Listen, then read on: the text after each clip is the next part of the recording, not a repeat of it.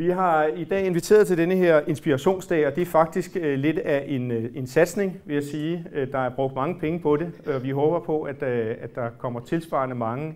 Men overskriften for denne her inspirationsdag, det er fælles arbejdsglæde. Vi vil gerne skabe en masse kommunikation om, hvorfor det er vigtigt at skabe arbejdsglæde. Vi tror på, at den her inspirationsdag er sådan en kommunikationsevent, hvor vi taler mere sammen, end vi kan nå til hverdag, hvor vi taler sammen om de emner, som arbejdsglæde og den attraktive arbejdsplads går ud på. Hvor i hjernen sidder arbejdsglæden? Det er jo det spørgsmål, man vågner med næsten stort set hver eneste morgen. Hvor er det? Hvor er det nu, den sidder? Inspirationsdagen i Høje Taastrup Idrætshaller gav alle kommunens ansatte mulighed for at kigge nærmere på en hel række workshops om arbejdsglæde. Hvad ser du? Hvad jeg ser? Ja. Lige nu ser jeg noget om jobcenter. Hvad synes du om at lave et arrangement på den her måde? Jeg synes, det er meget spændende, faktisk. Hvad har du tænkt dig at bruge det til? Jamen, måske at få noget inspiration til at få større arbejdsglæde i hverdagen. Jeg skrev, tænk på alle dem, alle dem, du elsker og holder af. Tænk på, at de elsker dig også og holder af dig også. Tænk, hvor heldig du er.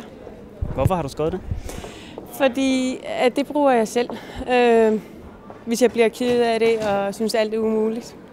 Alle kommunens ansatte havde mulighed for at få sig en snak i øjenhøjde med de kommunale chefer. Sådan en dag her kan vi møde hinanden i mere uformelle rammer, og jeg håber, at det kan sende et signal til medarbejderne om, at vi i ledelsen er åbne over for samtaler til hverdag. Udover de mange workshops bød Inspirationsdagen også på flere interessante foredrag om netop arbejdsglæde. Så du går på arbejde i Taastrup Kommune, fordi du associerer det med større glæde end smerte, ellers vil du ikke blive ved. For vi er glædessøgende mennesker. Okay? Vi mennesker har som de eneste dyr evnen til at glæde os over at udrette noget. Vi laver ting, fordi vi har lyst til det. Vi laver ting, fordi vi kan se et overordnet formål med det. Og det er vitterligt en af de ting, der har bragt os så langt. Jeg står med et spil, som hedder Samspillet. Og Samspillet, det er et dialogspil, som rent faktisk er udviklet i Høje Taastrup Kommune og er Høje Taastrup Kommune. Og man kunne for eksempel tage et kort, hvor der står, du har lige haft en længere sygeperiode, der er ingen af dine kolleger, heller ikke din leder, der har kontaktet dig. Er du skuffet over det? Og vi kan jo alle sammen have en mening om, hvordan vi synes, vi vil behandles på arbejdspladsen. Men har vi talt om det, sådan så vi er enige om, hvordan vi ønsker at behandle hinanden? De første, jeg gerne vil se heroppe, det er Blokhilde Børnehave. Jeg vil gerne se Pernille og Elsebeth heroppe. Høje Taastrup Kommunes arbejdsmiljøpris uddeles til arbejdspladser, der har vist stort engagement i, og også gerne originalitet i forbindelse med deres arbejdsmiljø. Jeg skal overrække et diplom til Blokhilde Børnehave. Den anden vinder, vi har i dag, er blevet indstillet af Per Christensen. Han har indstillet både Annie Røykær og socialpsykiatrien.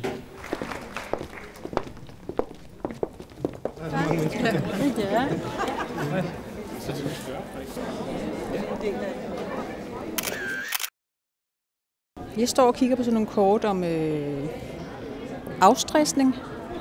Er det noget, du mangler? Ja, en gang imellem kunne man vel godt bruge det. Hvad synes du om arrangementet Inspirationsdagen overordnet, når du går rundt herinde? Hvad tænker du så? Jeg synes, de kommer meget godt omkring mange ting. Det er et godt arrangement. Jamen, HR er jo en forkortelse af det engelske ord Human Resources, ikke? Altså, hvor vi kigger på medarbejderne som vores vigtigste ressource, ikke? Og hvor vi kigger på, hvordan vi ved at tilrettelægge personaleudvikling og uddannelse og arbejdsmiljø, have fokus på det. Er det noget, I har fokus på, der hvor du arbejder, menneskelige ressourcer og de ting, man prøver at fokusere på her i dag? Ja, det er dagligt stort set, at vi fordeler os i huset og med arbejdsopgaver og omkring børnene og omkring hverdagssituationerne. Så det er en meget vigtig del af vores arbejde. Vi er lige kommet, mig og min kollega, men så, og vi kan kigge hernede, og så kommer jeg alene og ser det her.